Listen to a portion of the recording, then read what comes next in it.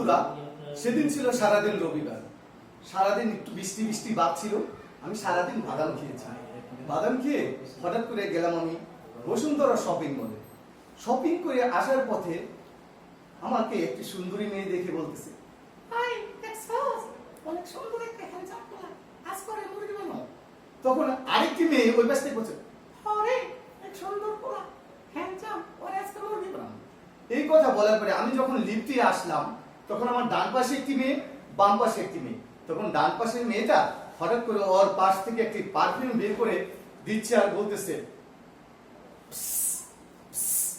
দিয়ে বলতেছে, জানিস, এটা আমার বন্ধু সুইজারল্যান্ড থেকে এনে দিয়েছে। এটা তুমি 12,500 টাকা।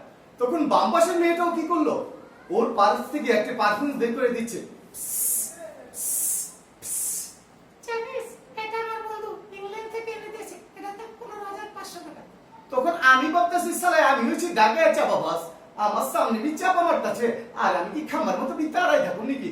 তখন ওই যে বলছিলাম সারাদিন বি বাদাম খাচ্ছি, আমিও আমাকে পিছন দিয়ে একটা ছেড়ে দিচ্ছি, ছাইরা দিয়ে কইতাছি, এটা হচ্ছে মাগের আমার দেশি পারফিউম।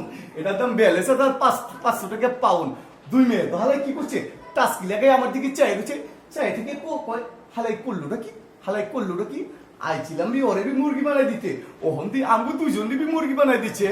আমিও মাগার কইতাছি, মাইয়া মানুষ এমনি, যদি শেরের উপর মাগা সোয়াসেল লাগাই দেন না, তাহলে দেখবেন মাইয়া মানুষ এমনি সোজা হয়ে যাবে। দর্শক বন্ধুরা বুঝছেন তো? হয়